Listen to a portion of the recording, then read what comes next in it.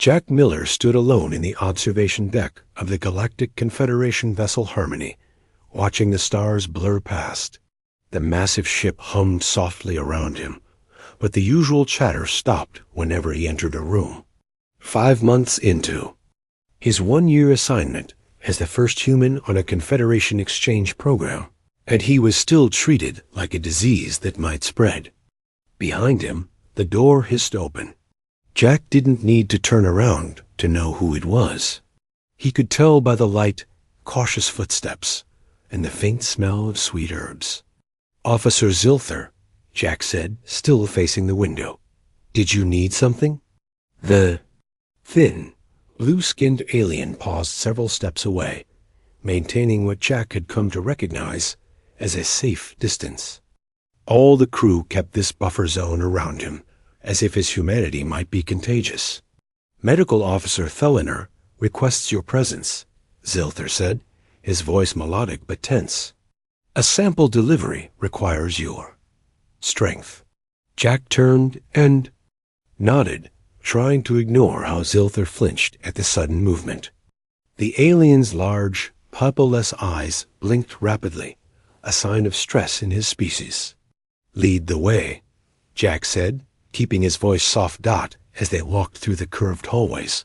Crew members pressed themselves against walls to avoid proximity. Jack had stopped taking it personally after the first month. Their fear wasn't entirely irrational to them. He was a biological oddity, a creature with dense muscles, thick bones, and aggressive instincts from a planet they classified as unsurvivable. In the medical bay, Officer Thelinar waited beside a large container. The green-skinned physician had 4 arms and eyes that could see spectrums humans couldn't imagine. Yet she acted as if Jack was the strange one. "The samples from Kepler-22 need transfer to cold storage," she explained, staying behind a counter. "The container exceeds our safe lifting capacity." Jack nodded. "That's what I'm here for." He approached the container, aware of Thelinar's nervous gaze. The label indicated it weighed about 200 pounds heavy for the Confederation species, whose home worlds all had gravity roughly 60% of Earth's. For Jack, it was challenging but manageable. He bent his knees, got a good grip, and lifted. The muscles in his back and arms tensed as he carefully carried the container to the refrigeration unit. He heard Thelinar's soft gasp when his arms bulged with the effort. "Just normal human strength," he said with a smile, trying to ease the tension as he set down the container. Thelinar's upper hands made a gesture. Jack had learned meant discomfort. "There is nothing normal about you, Jack Miller. Your species evolved on a death world." Jack sighed. "Earth isn't a death world. It's just different from Confederation planets.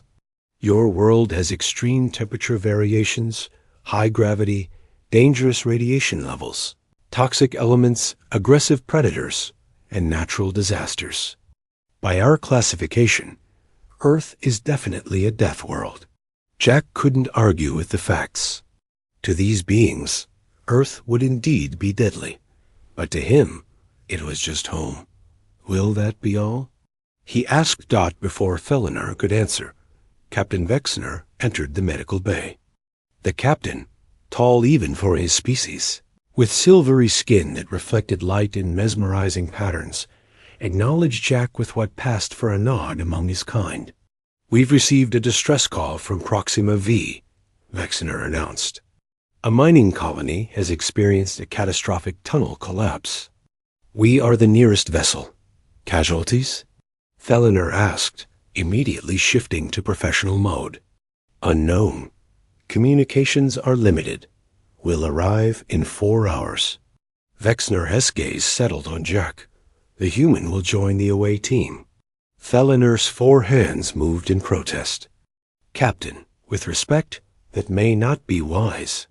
The human's unpredictable responses and excessive strength could be exactly what we need," Vexner interrupted. "The distress call mentioned hazardous conditions. The human's adaptations may prove useful." Jack stood straighter. This was the first time any crew member had suggested his human traits might be valuable rather than frightening. "I'm happy to help," he said. "I have medical training from Earth's military." The mention of military service made both alien skin colors shift slightly another stress response. The concept of organized combat units was disturbing to Confederation species, whose evolution had favored cooperation over conflict. "Report to the shuttle bay in 3 hours," Vexner said before departing. Alone again with Feliner, Jack felt the familiar awkwardness return. "I should prepare," he said, turning to leave. "Jack Miller," Feliner called after him. When he paused, she seemed to struggle with her words. "The conditions on Proxima V, they may be harmful even to you. Was that concern?" Jack offered a small smile. "I appreciate the warning, but humans are pretty adaptable." In his quarters larger than standard, because no one wanted to share living space with him, Jack packed his emergency kit. The items inside would seem ordinary to any human. Antibiotics, bandages, pain relievers, a multi-tool. To the Confederation crew, they were artifacts from a brutal world where pain and injury were common enough to need preparation. As Jack changed into his away mission uniform, he caught his reflection in the mirror. He saw what the aliens saw. A creature with obvious predator characteristics, forward-facing eyes, canine teeth, powerful limbs. A monster, by their standards. He recalled his last conversation with Alan, his friend from the Earth delegation, before boarding the Harmony. "They're going to think you're scary as hell," Alan had said. "Their species never had to evolve to survive predators or fight for resources. They'll see your strength as aggression, your endurance as unnatural." "So why send me?" Jack had asked. "Because sooner or later, they'll need someone who knows how to fight," Alan replied. "The galaxy isn't all peaceful exchanges and scientific discovery. There are threats out there that their philosophy can't handle." Jack hadn't believed him then. The Confederation seemed so advanced, so enlightened. But after months of being treated like a dangerous animal, he was beginning to understand. A soft chime interrupted his thoughts. The door slid open to reveal Ilara, the ship's botanist. Unlike the others, she stood in his doorway without visible fear, though her pale pink skin, flushed darker with what Jack had learned, was her species' equivalent of nervousness. "I heard you're joining the rescue mission," she said. Jack nodded. "Captain's orders?" "I'll be there too. The mining colony has specialized plant-based air filtration systems that may need repair." She paused, then added, "I'm glad you'll be with us." Before Jack could respond to this unexpected comment, she turned and walked away, leaving him staring after her in surprise. Perhaps not everyone on the Harmony saw him as a monster after all. The shuttle shook as it entered the atmosphere of Proxima Vi. Jack sat in the rear, strapped into a seat designed for being smaller than him. Across the cabin, 5 other crew members watched him with their usual caution. Only Ilara offered a slight gesture that might have been a smile. Officer Krillex, the security chief with scale-like skin and 4 eyes positioned around his head, spoke into his communicator. "Mining colony in visual range. Sensors confirm major structural damage to the main facility." Through the viewport, Jack saw a sprawling complex built into the side of a rust-colored mountain. Smoke poured from one section, and emergency lights flashed around what appeared to be a collapsed entrance. Captain Vexner turned to address the team. "According to colony communications, 27 miners are trapped in the lower tunnels. The collapse damaged life support systems, and toxic gases from the planet's atmosphere are seeping in." "What's in the atmosphere?" Jack asked. The crew members exchanged glances, still unaccustomed to his direct manner of speaking. "Nitrogen compounds," answered Feliner, who had joined the mission as medical officer. "Harmless to your species, but corrosive to our respiratory systems. We will need environmental suits," Jack nodded. This explained why he had been included. His human lungs, evolved to filter Earth's varied air pollutants, could handle these conditions better than the more specialized respiratory systems of his teammates. The shuttle landed on a platform near the emergency entrance. Colony staff in protective gear rushed to meet them. Their species varied, but all moved with the urgent energy of crisis. A tall, thin being with crystalline features approached. "I am Director Quintal. Thank you for responding to our distress. Call. The situation has worsened. The main tunnel collapsed 30 minutes ago, and secondary collapses have followed. Our rescue equipment was damaged in the initial accident." "What caused the collapse?" Vexner asked. "Mineral extraction on. Level 5 disturbed an unknown gas pocket. The explosion weakened support structures."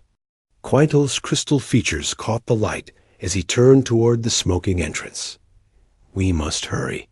The trapped miners have limited air supply." The team moved quickly to the command center, where screens showed diagrams of the tunnel system. Red indicators marked the locations of cave-ins and trapped personnel. "Our scanners can't penetrate this section," explained a colony engineer, pointing to a large area outlined in yellow. "Something in the mineral composition blocks our signals." Jack studied the diagram. "So we don't know the condition of anyone in that zone?" "Correct. Communication systems are also non-functional in that area." Captain Vexner turned to Krillex. "Assemble rescue teams. Priority is establishing a safe path to the trapped miners." Krillex nodded but cast a suspicious glance at Jack. "What about the human? His excessive strength could cause further collapses." Jack felt the familiar sting of prejudice, but kept his expression neutral. "Actually," Alara spoke up, surprising everyone, "human senses might be useful here. Their hearing and smell are more acute than ours in certain ranges." Jack gave her a grateful look. "I also have experience with rescue operations from my time in Earth's military." Vexner considered this, his silvery skin rippling with thought patterns. "Very well. The human will accompany Team 2 into the eastern tunnel. Elara, you will monitor from here and coordinate with environmental systems." Elara looked disappointed, but nodded. Jack suspected she had hoped to work directly with him, which was a novel thought, someone on the crew actually wanting his company. 30 minutes, Jack found himself deep inside the mining complex, surrounded by curved walls of reddish stone. He wore a lightweight breathing mask, more for the dust than the air composition.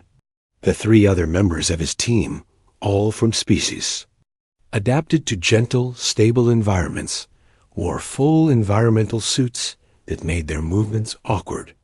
"Scanner shows a major blockage 50 meters ahead," said Pellinor, the team leader, a being with 4 arms and skin that changed color with his emotions.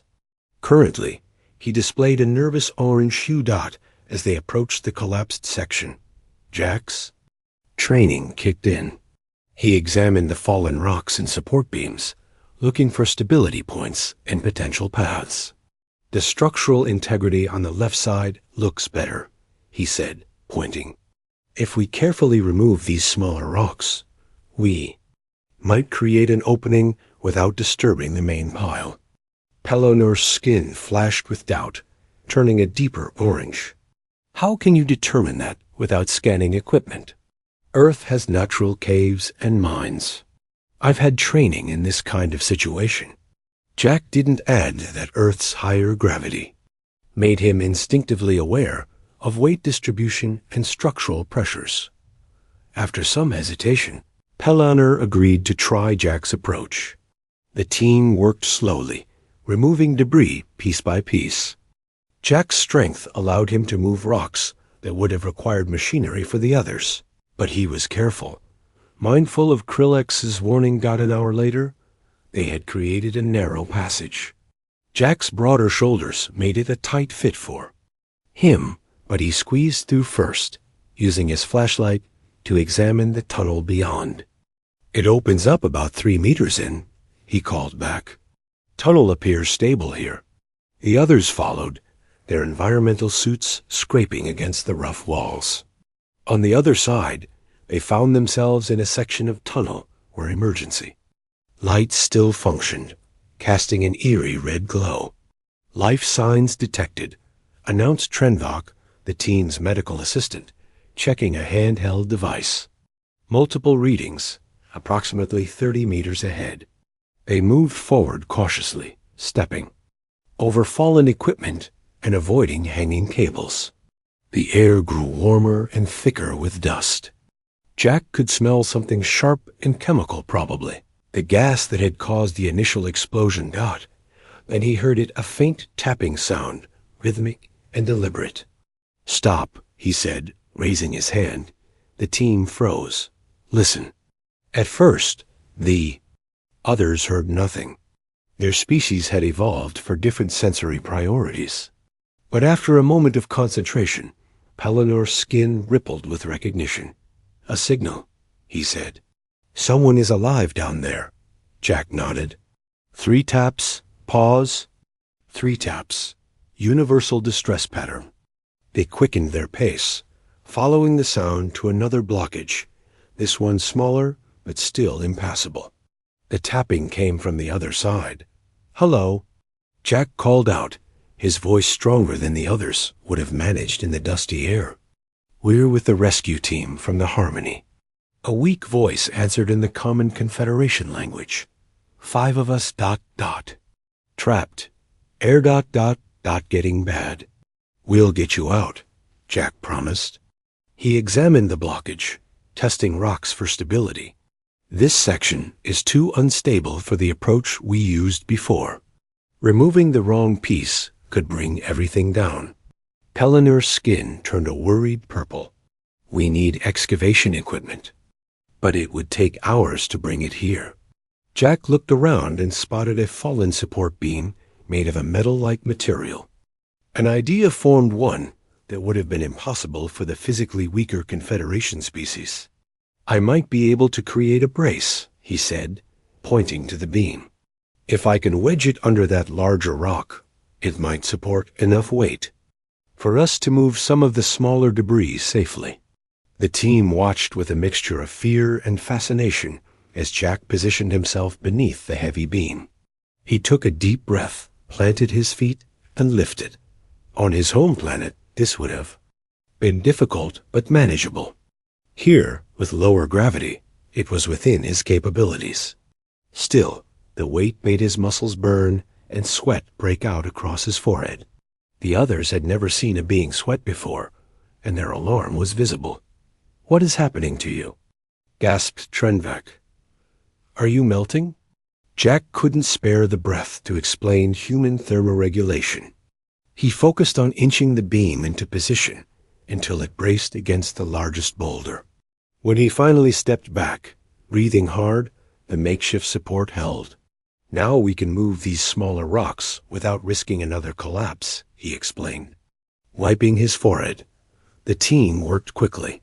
Within minutes, they had created an opening large enough for the trapped miners to crawl through. 5 beings emerged, weak and disoriented, but alive. Their environmental suits were damaged, explaining their difficulty breathing as the rescue team helped the miners back toward safety. Pellinor's skin shifted to a color Jack had never seen him display before, a deep, respectful blue. "Your physical capabilities," Pellinor said hesitantly. "They are alarming, but today they saved lives." Jack smiled slightly. "On Earth, we have a saying, the right tool for the right job. Today, I was just the right tool." They had reached the first blockage when Jack's instincts suddenly flared. He heard a subtle shift in the sounds around them, felt a change in the air pressure. "Everyone down," he shouted, diving forward to shield the nearest miner, just as the tunnel behind them collapsed with a deafening roar. Dust filled the air. In the dim emergency lighting, Jack could barely see his hand in front of his face. His back ached where rocks had struck him, but he remained hunched protectively over the miner he had shielded. "Is everyone okay?" he called. Out, coughing as dust entered his lungs. Weak voices responded. Jack carefully moved off the miner, a small being with pale yellow skin who stared up at him with 3 wide eyes. You ... You protected me with your body, the miner said, voice trembling. Jack helped them sit up. Just instinct.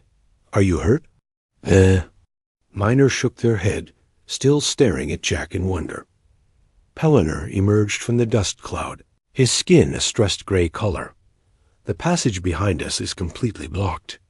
We cannot go back the way we came. Jack looked around, counting. All 5 rescued miners were present, along with their 3 team members. No one appeared seriously injured, though all were shaken. We need to find another way out, Jack said, checking his communication device. No signal. The collapse must have damaged the relay points. Trenvac approached Jack, medical scanner in hand. You are injured, the medical assistant said, pointing to Jack's back. My scanner shows tissue damage and bleeding. Jack twisted to look. His uniform was torn, revealing scrapes and forming bruises. It's nothing serious. Humans heal quickly from minor injuries. The confusion on Trenvac's face was clear even through the dust-covered environmental suit. The scanner indicates injuries that would incapacitate most species. One of the miners, taller than the others, and with metallic ridges along their arms, stepped forward. I am Chief Engineer Doran. There is an emergency access tunnel that connects to the lower ventilation system. It should lead us to the surface, but ... double quotes. But what? Jack asked when Doran hesitated. It passes through a section with extreme heat and toxic gas concentration. Our environmental suits cannot withstand those conditions for more than a few minutes. Everyone looked at each other with growing alarm. Jack, however, felt a surge of determination. Earth had prepared him for harsh environments in ways his companions couldn't understand. How hot? He asked. Doran consulted a small device on their wrist, approximately 50 degrees Celsius, with atmospheric pressure 30% higher than in this tunnel. The Confederation species began a nervous murmuring. For them, these conditions were deadly. For Jack, they were survivable, uncomfortable, and dangerous, but survivable. I can scout ahead, he offered. My species evolved in a wider range of temperatures than yours. I can tolerate heat better. Pellinor's skin flashed with skepticism. That temperature would cause serious harm to any living being. Jack smiled. Slightly. On parts of Earth, it gets even hotter than that during summer. We've adapted. I'll need water, though. Humans cool themselves by sweating that liquid you saw earlier. The team looked at him with new understanding, and Jack noted increased uneasiness. His human adaptations, which had seemed frightening before, now represented their best chance at survival. Using supplies from the miners' equipment, they rigged a makeshift water container for Jack and a basic cum unit that might work at short range. I'll go ahead and check the route, Jack explained. If it's passable, I'll come back and we'll figure out how to get everyone through safely. Pellinor nodded, his skin now a mix of colors that Jack interpreted as conflicted emotions. Be careful. Jack Miller. Jack removed his light-breathing mask and handed it to one of the miners whose suit showed damage. Then he took a long drink of water and stepped into the narrow emergency access tunnel. The change in conditions hit him immediately.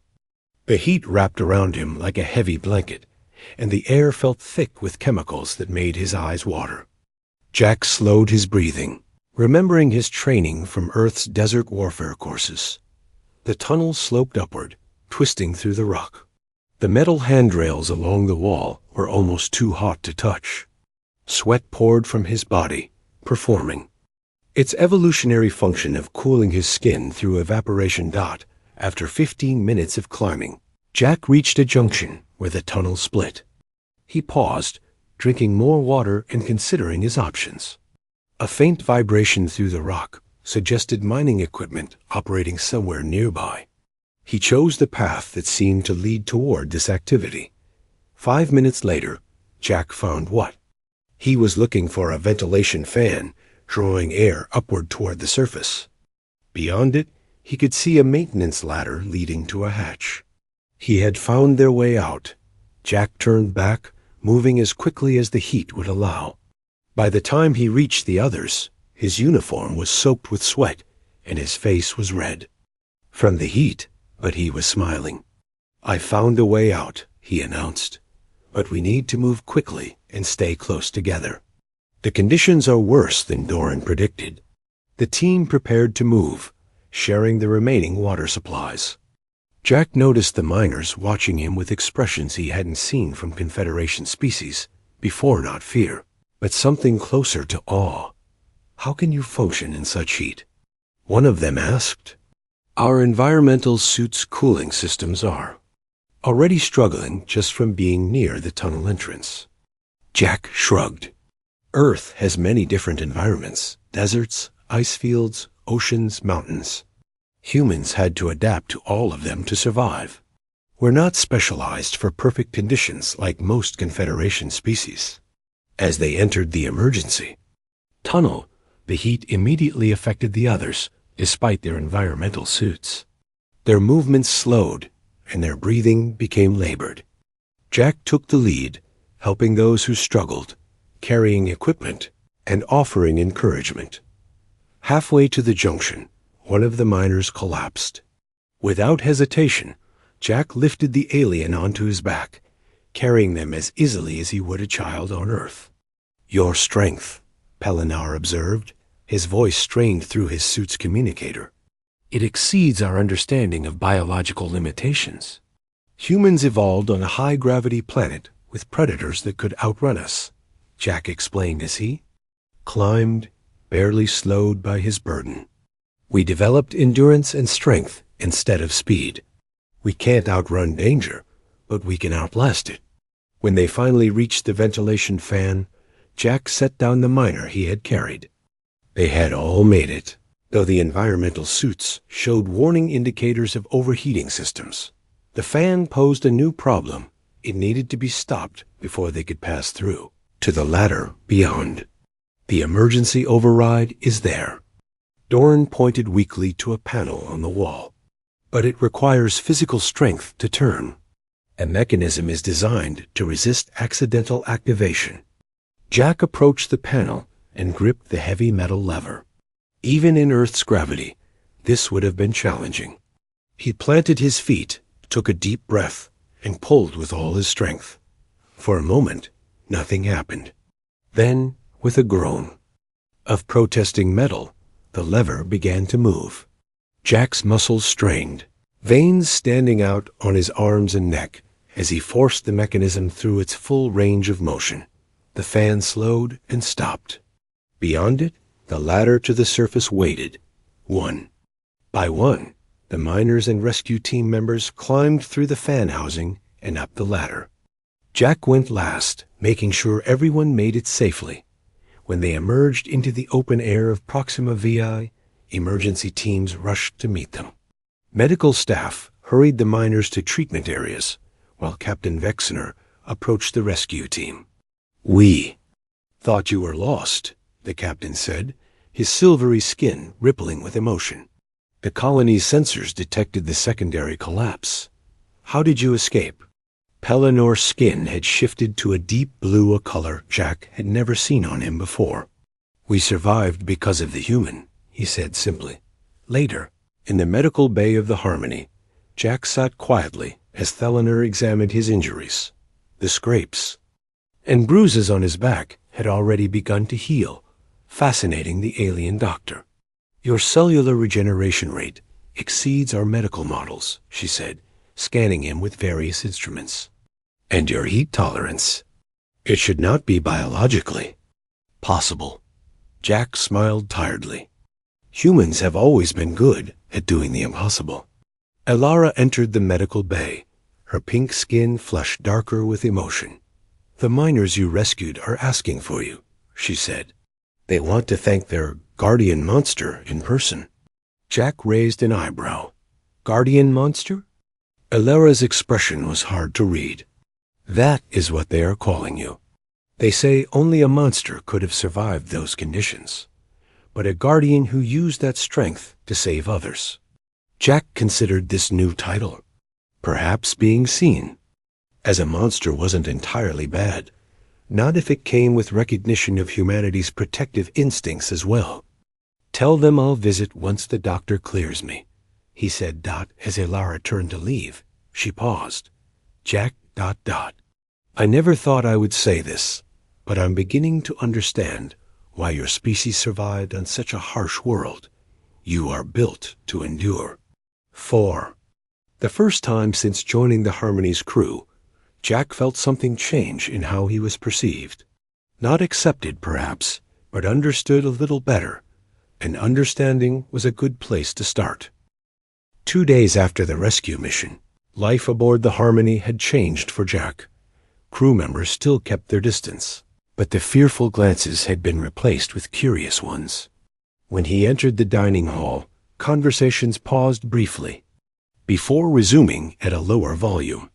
Jack could hear his new nickname whispered among them, Guardian Monster. Jack sat alone with his meal, designed to meet his higher caloric needs. A shadow fell across his table, and he looked up to see Captain Vexner standing there, silver skin gleaming under the lights. May I join you? The captain asked, a rare request that drew stares from nearby tables. Jack nodded, surprised. Of course, Captain. Vexner placed his tray of nutrient cubes on the table and sat with fluid grace. The mining colony has sent formal thanks for your actions. They are also requesting information about human physiology and adaptations. What kind of information? Jack asked between bites. They wish to redesign their emergency systems with consideration for species like yours. Vexner's skin rippled, in what Jack had learned was thoughtfulness. It seems your capabilities have inspired new safety protocols. Jack felt a small surge of pride. Happy to help. Will we be returning to our regular route now? Not immediately. We've received new orders.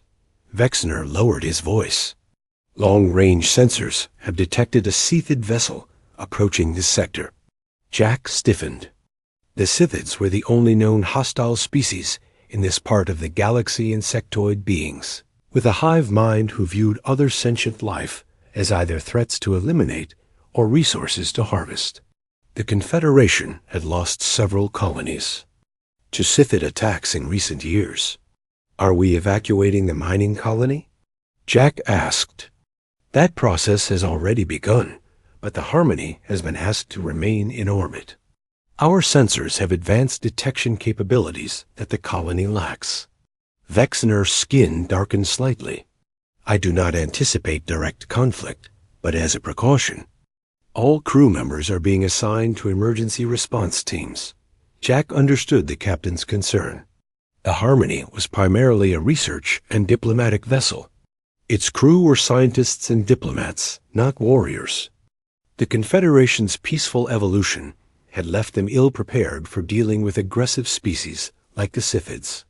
Where would you like me to help? Jack asked. Security Officer Krillex has requested you join his team. Vexner's skin rippled with what might have been amusement.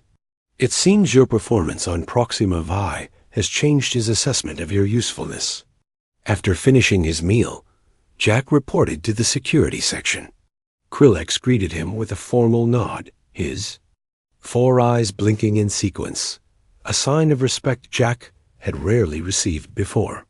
Jack Miller, Krillex said, I am assigning you to help secure the critical systems deck. Your physical capabilities would be valuable if emergency bulkheads need to be manually operated. Understood, Jack replied. Has there been any update on the Scythid vessel?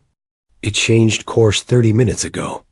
Current trajectory puts it on an intercept path with the Harmony. Krillex's scales darkened with concern. Their intentions are unclear, but historical data suggests aggression is likely. Jack was briefed. along with 5 other security team members. Their non-lethal stun weapons seemed woefully inadequate against a species known for its ferocity. Jack wondered if the Confederation truly understood what they might be facing out as he took his position on the critical systems deck. Jack's military training from Earth surfaced in his mind. He began mentally cataloging potential defensive positions, emergency exits, and improvised weapons. The peaceful Confederation had never needed such thinking, but humans had never had that luxury. 4 hours passed in tense waiting. Jack used the time to familiarize himself with the deck layout and to observe his teammates. They were capable, in their own way, but their movements lacked the constant alertness that came naturally to him as a human. Ilara visited briefly, bringing updated security protocols. "The mining colony evacuation is complete," she told Jack. "Most of our science teams have transferred to the evacuation vessels as well. But not you?" Jack noted. She shook her head. "My knowledge of the ship's environmental systems may be needed. Besides ... double quotes, she hesitated. "I wanted to see how you were doing." Jack was touched by her concern. "I'm fine. Just waiting and watching, like everyone else." "The miners told me more about what happened in that tunnel," Ilara said quietly. "They said you carried Neri for nearly a kilometer through heat that was damaging their environmental suits." "They called it impossible," Jack shrugged. "Not impossible. Just Earth normal. Humans carry injured companions all the time." Ilara was about to respond when the ship's alarm blared. Red emergency lights flashed across the corridor. "All personnel to emergency stations," the computer announced. "Unauthorized vessel approaching. Shields activated." Jack and Ilara exchanged glances before she hurried away to her post. Krillex's voice came through Jack's communicator. "Security teams, prepare for possible boarding. The Sithid vessel has launched smaller craft heading for our docking base." The Confederation's peaceful philosophy had left them with few defensive options. The Harmony's shields were designed to protect against space debris and radiation, not determined attackers. Jack knew what would come next. The ship shuddered violently. Jack braced himself against a wall as the lights flickered. "Hull breach in sections 7 and 12, the computer reported calmly. "Emergency containment activated." Jack's communicator crackled with frantic reports from around the ship. Security teams were being overwhelmed. The Sithids had boarded in multiple locations, moving with the coordinated precision of their hive mind. "Miller," Krillex's voice came through clearly. "Sithids are approaching your position. They appear to be targeting critical systems." "How many?" Jack asked, checking the stun baton he had been issued. "Sensors indicate at least 6. Be advised, standard stun settings are ineffective. Maximum power only slows them temporarily." Jack knew the stun baton would be nearly useless. He looked around, assessing his environment with combat-trained eyes. The corridor had maintenance panels, exposed pipes carrying coolant, and emergency equipment stations. To most of the crew, these were just functional parts of the ship. To Jack, they were potential weapons. The sound of metallic clicking echoed down the corridor, the distinctive noise of Sithid limbs on the ship's flooring. Jack's teammates positioned themselves nervously behind barrier points, their stun weapons ready, but their postures betraying their fear. "Stay back," Jack told them. "Let me take point." They looked relieved as Jack moved forward. The ship's lighting had dimmed to emergency levels, creating pools of shadow between the red warning lights. Perfect for what Jack had in mind. The first. Sithid rounded the corner over 2 meters tall, with a chitinous exoskeleton, multiple limbs ending in sharp points, and compound eyes that gleamed in the emergency lighting. Behind it came 5 more, moving in perfect coordination. Jack felt something primal awaken inside him. Earth had prepared his ancestors for this moment across millions of years of evolution. The instinct to protect his group against predators. The Confederation species might have evolved beyond such primitive responses, but humanity had kept these instincts sharp. Jack grabbed a coolant pipe from the wall, wrenching it free with strength that would have been impossible for any Confederation species. Pressurized coolants prayed across the corridor, creating a cloud of freezing vapor. The Scythids paused, their compound eyes unable to penetrate the mist. Jack moved through it, his human eyes better adapted to varying conditions. He swung the metal pipe with all his earthborn strength. The first Scythid fell, its exoskeleton cracked by the impact. The others turned toward Jack with frightening coordination, chittering in their incomprehensible language. They rushed forward together, their pointed limbs aimed at this unexpected threat. Jack dodged the first strike, rolling beneath the extended limb and coming up behind the attacker.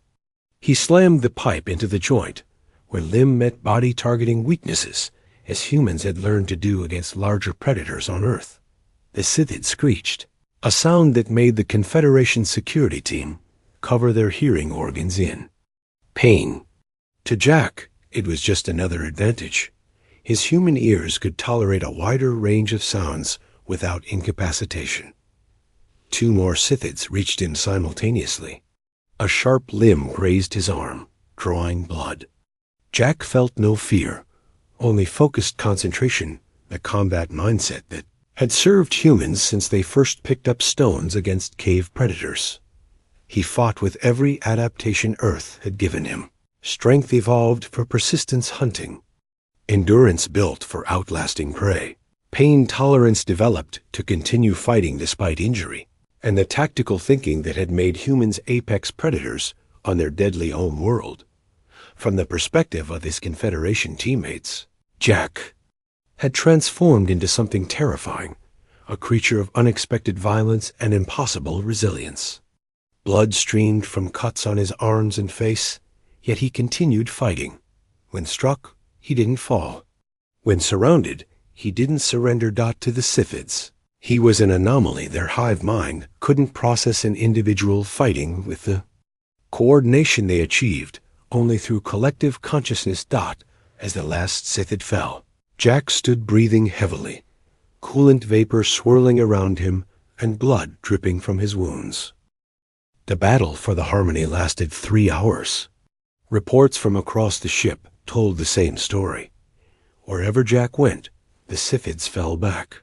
His Earth-evolved abilities, strength, endurance, adaptability, and tactical thinking proved more effective against the invaders than any Confederation technology. When the last Scythid retreat pod detached from the hull, the Harmony was damaged but intact. Many crew members were injured, but none had been lost. The Scythid vessel, facing unexpected resistance, had withdrawn from the system.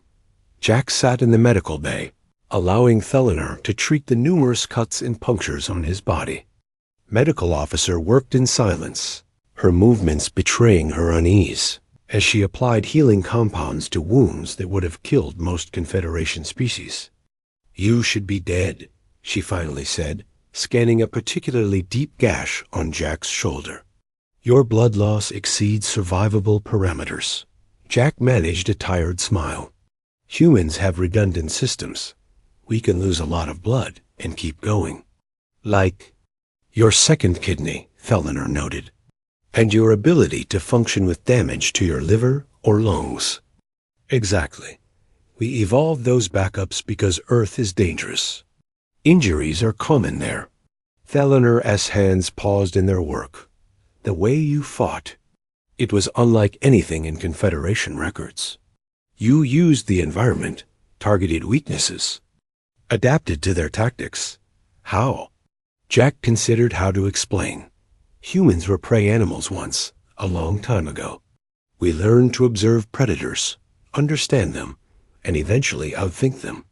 We became predators ourselves, but we kept those earlier." Adaptations.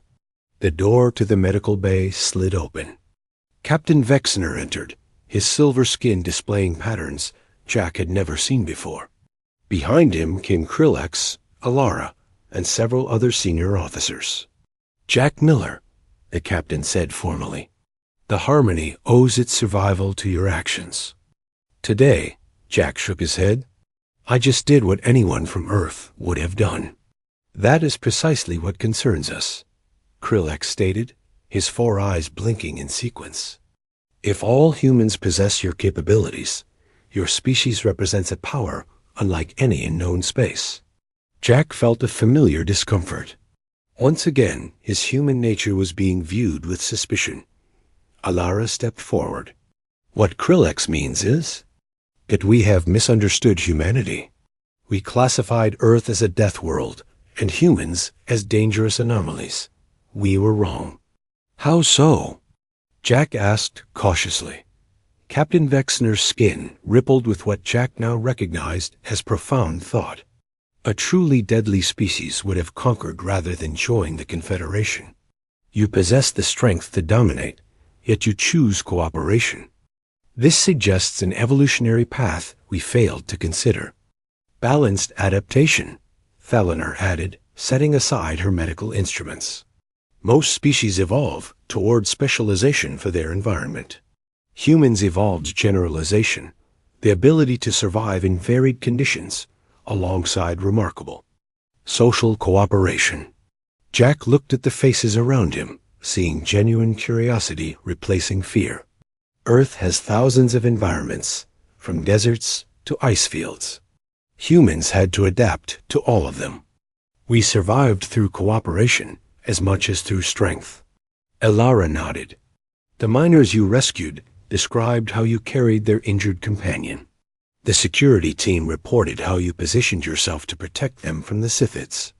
Your violence is selective, directed at threats, never at allies." For the first time since joining the Harmony, Jack felt understood rather than merely tolerated. These beings were finally seeing humanity as it truly was, not just physically formidable, but socially complex. "There is something else, Captain," Vexner said. "The Confederation Council has requested a full report on humanity's defensive capabilities. The Scythids have attacked 3 more colonies in neighboring sectors. Our peaceful approaches have failed against their aggression." Jack understood the implications. "You want to know if other humans would help defend the Confederation?" "Would they?" Krillex asked directly. Jack thought about Earth's long history full of conflict. "Yes, but also defined by the protection of the vulnerable and resistance against oppression." "Humans have a saying," Jack replied. "The only thing necessary for evil to triumph is for good people to do nothing." If asked, Earth would help. Not because we love fighting, but because we hate seeing others suffer when we could prevent it. The captain nodded. "The Council will send an official delegation to Earth. They believe an alliance would benefit both our peoples." After the officers left, only Alara remained in the medical bay with Jack and Thaliner.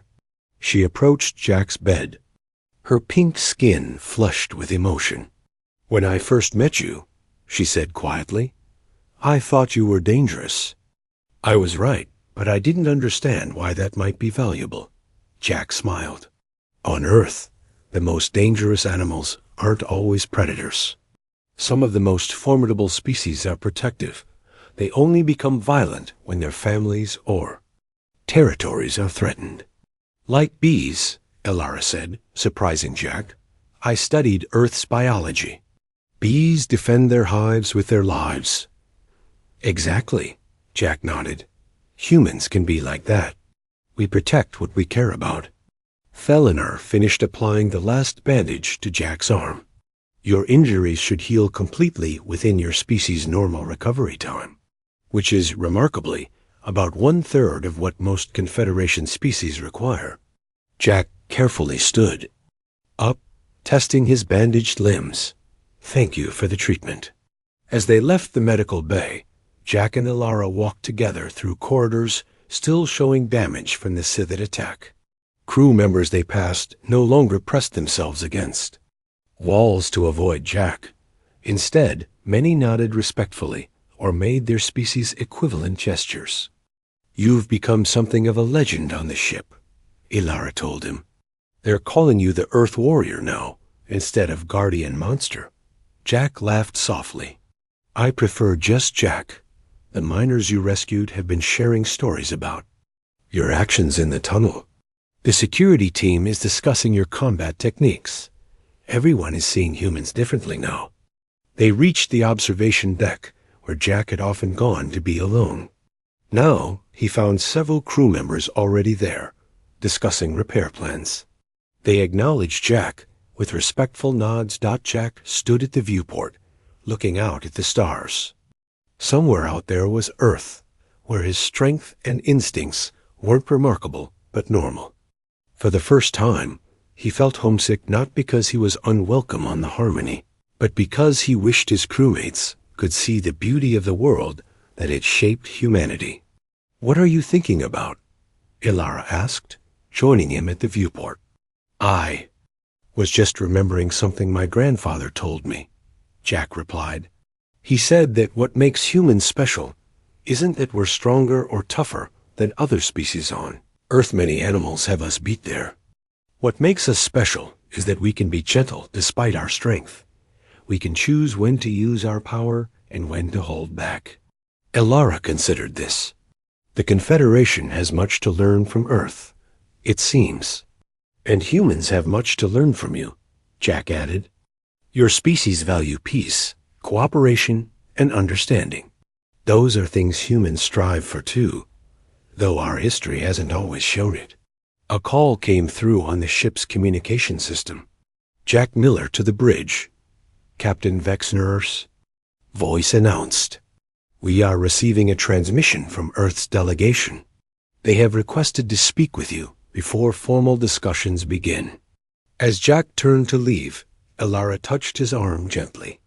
"Jack, I just realized something. When I first met you, I thought your species was monstrous because you were so different from us. Now I understand that difference isn't something to fear, it's something to value." Jack smiled. "That's the most human thought I've heard on this ship." As he walked to the bridge, Jack reflected on how much had changed. He had arrived on the Harmony as a curiosity, became feared as a monster, proved himself as a guardian, and was now emerging as a bridge between two very different civilizations.